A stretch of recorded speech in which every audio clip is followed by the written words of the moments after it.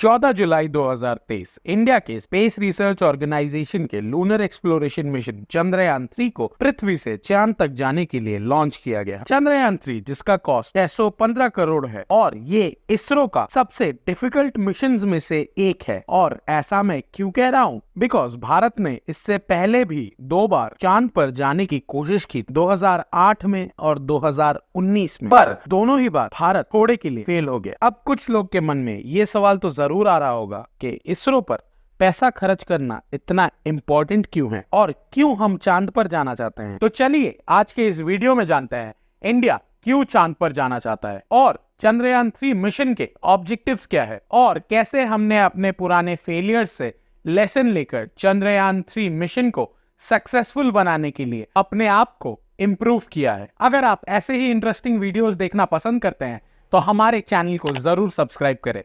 ये आपके लिए तो बिल्कुल फ्री है, लेकिन ये हमें बहुत मोटिवेट करता है। चंद्रयान आखिर हमारे लिए इम्पोर्टेंट क्यों है? चंद्रयान हमारे स्पेस प्रोग्राम के लिए ही नहीं बल्कि हमारे इकोनॉमी के लिए भी काफी इम्पोर्टेंट है। वो कैसे, चलिए समझते हैं। दुनिया में ऐसी सिर्फ 3 कंट्रीज हैं जिन्होंने चांद पर सॉफ्ट लैंडिंग किया है, अमेरिका, रशिया और चाइना। सॉफ्ट लैंडिंग का मतलब होता है सेफ लैंडिंग, यानी लैंडिंग के बाद स्पेसक्राफ्ट सेफ एंड फंक्शनल हो। और ये सॉफ्ट लैंडिंग भारत के लिए भी काफी ज्यादा इंपॉर्टेंट है, क्योंकि इससे हम चौथे ऐसे देश बन जाएंगे जो चांद पर गया और वहां सेफ लैंडिंग भी करी। तो अगर हमने सॉफ्ट लैंडिंग कर दिया तो इससे ये प्रूव हो जाएगा कि इसरो सॉफ्ट लैंडिंग कर सकता है। तो हम इंटरनेशनल स्पेस प्रोजेक्ट्स भी ले सकते हैं। जो काम सालों से नासा कर रहा है एंड उससे पैसे कमा रहा है, वही काम हम भी कर सकते हैं। 2008 में चंद्रयान 1 के जरिए हम चांद तक पहुंच तो गए, लेकिन वो एक मून इंपैक्ट प्रोब था जिसने हार्ड लैंडिंग करी। 2019 में जब चंद्रयान 2 को चांद पर भेजा गया तो उसका मेन ऑब्जेक्टिव था चांद पर सॉफ्ट लैंडिंग करे। चंद्रयान 2 का लॉन्च भी सक्सेसफुल रहा।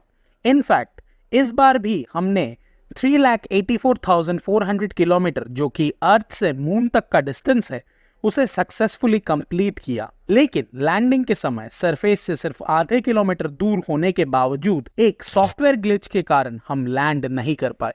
चंद्रयान 2 का प्लान था कि विक्रम रोवर मून के सरफेस को 14 दिनों के लिए स्टडी करेगा और इंफॉर्मेशन हम तक पहुंचाएगा, लेकिन वो मिशन अधूरा छूट गया। अब चंद्रयान 3 ये मिस्टेक्स रेक्टिफाई करना चाहता है और भारत के लिए एक सुनहरा मौका है कि हमारे इम्प्रूव्ड टेक्नोलॉजी हम दुनिया को शोकेस कर सके। और ये मिशन एक और कारण से भी स्पेशल है, वो है चंद्रयान 3 की लैंडिंग साइट। आपको ये तो पता होगा कि मून अर्थ से टाइडली लॉक्ड है, यानी अर्थ से हमें सिर्फ मून का एक ही साइड दिखता है। मून का 41% हिस्सा अर्थ से छुपा हुआ है। चंद्रयान 3 की लैंडिंग मून के साउथ पोल में होने वाली है, जो हमें अर्थ से नहीं दिखता। और वहां पर ऐसे बड़े बड़े क्रेटर्स हैं जहां कई दशक से सनलाइट पहुंचा ही नहीं। इन क्रेटर्स को स्टडी करके हम अपने सोलर सिस्टम के बारे में काफी कुछ जान सकते हैं। और माना यह भी जाता है कि इन क्रेटर्स के अंदर पानी छुपा हो सकता है और साथ ही यहाँ काफी सारे नेचुरल रिसोर्सेज भी हो सकते हैं।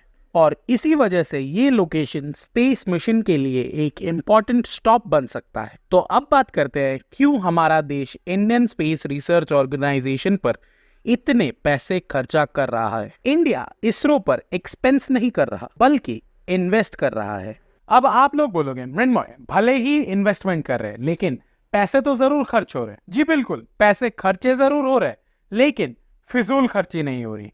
इन स्पेस मिशंस और रिसर्च पे जो भी पैसा खर्चा किया जा रहा है, उनसे एक बेहद फ्रूटफुल आउटकम भी मिल रहा है और फ्यूचर में भी मिलता रहेगा। जैसे इसरो के सैटेलाइट्स हमें हमारे फ्रेंडली नेबर चाइना पर और उसके एक्टिविटीज पर नजर रखने में मदद करते हैं, और कुछ भी गड़बड़ दिखे तो सिक्योरिटी फोर्सेस को इंफॉर्मेशन प्रोवाइड करते हैं। चाइना हमसे इतना ऑब्सेस्ड है कि अरुणाचल प्रदेश और लद्दाख में वो अपने लोग भेजता रहता है, वहां अपने सेटलमेंट्स बनाता रहता है और धीरे धीरे ऑनियन स्लाइसिंग मेथड से भारत का छोटा छोटा हिस्सा चुराता रहता है। और यही नहीं, आपको याद होगा जब 2019 में फैनी साइक्लोन आया था तो इसरो के सैटेलाइट ने ही हमें वक्त रहते वार्निंग दिया था और इसी वजह से 11.5 लाख लोगों को उड़ीसा से सेफली इवैक्यूएट किया गया था एंड उनकी जान को बचाया जा सका था। इसरो सिर्फ इंडिया के लिए ही नहीं बल्कि बाकी देशों के लिए भी सैटेलाइट लॉन्च करता है और उससे पैसे भी कमाता है। आज तक इसरो ने कुल 28 देशों के लिए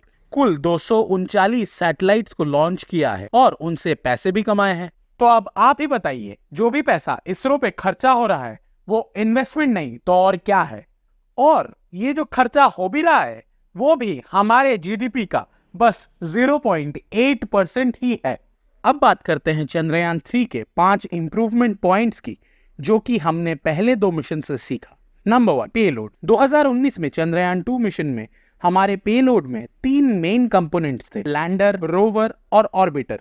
वहीं 2023 के चंद्रयान 3 में हमारा पेलोड सिंप्लीफाई हो चुका है और यहाँ सिर्फ लैंडर और रोवर ही है। 2019 में हमारे ऑर्बिटर ने अपना मिशन कंप्लीट किया था और इसीलिए इस बार हमें ऑर्बिटर को दोबारा भेजने की कोई जरूरत नहीं पड़ी। Number 2, powerful lander. चंद्रयान 2 के मुकाबले चंद्रयान 3 के लैंडर के लेग्स को और स्ट्रॉन्ग बनाया गया है ताकि वो लैंडिंग इम्पैक्ट को अब्सॉर्ब कर पाए और सरवाइव कर पाए। और तो और पहले इंजन भी उतना पावरफुल नहीं था कि वो लैंडिंग से पहले अपना स्पीड रिड्यूस कर सके और इसी वजह से चंद्रयान 2 के लैंडर अपने डेस्टिनेशन से 750 मीटर दूर जाकर गिरा था। बट इस बार इंजन्स को और पावरफुल बनाया गया है एंड उसमें हैजार्ड डिटेक्शन भी इंस्टॉल किया गया है। Number 3, instruments. चंद्रयान 3 के जरिए हम बस मून की स्टडी ही नहीं करना चाहते बल्कि मून से अर्थ को भी स्टडी करना चाहते हैं। हम मून से अर्थ का डेटा भी कलेक्ट करना चाहते हैं,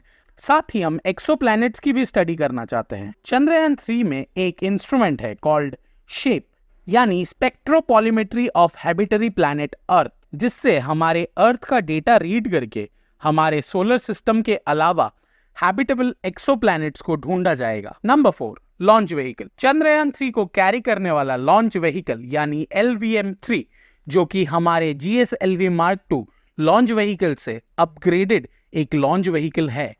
इसका पेलोड कैपेसिटी 4000 kgs तक का है जो GSLV Mark II से 30% ज्यादा है। आसान शब्दों में ये कहा जा सकता है कि इस लॉन्च व्हीकल की सक्सेस भी भारत के लिए इंपॉर्टेंट है क्योंकि इससे हम हेवियर पेलोड स्पेस में भेज सकते हैं और ये बात दुनिया को प्रूव कर सकते हैं। Number 5, the cost. चंद्रयान 2 का कॉस्ट ऑलमोस्ट 978 करोड़ था बट चंद्रयान 3 का टोटल कॉस्ट 615 करोड़ है। सो इससे ये प्रूव होता है कि हम हमारी एफिशिएंसी बढ़ा रहे हैं एंड हम बजट में स्पेस ट्रैवल भी करने के सक्षम है। तो यही थी वो 5 इंप्रूवमेंट जो चंद्रयान 3 में किए गए हैं। तो आई होप आपको इस वीडियो से कुछ नया जानने को व सीखने को मिला होगा। आज के वीडियो के लिए बस इतना ही। मिलता हूं आप लोगों से जल्द ही किसी नए वीडियो के साथ। तब तक के लिए चैनल को सब्सक्राइब करना, वीडियो को लाइक करना व अपने दोस्तों के साथ इस वीडियो को शेयर करना न भूले।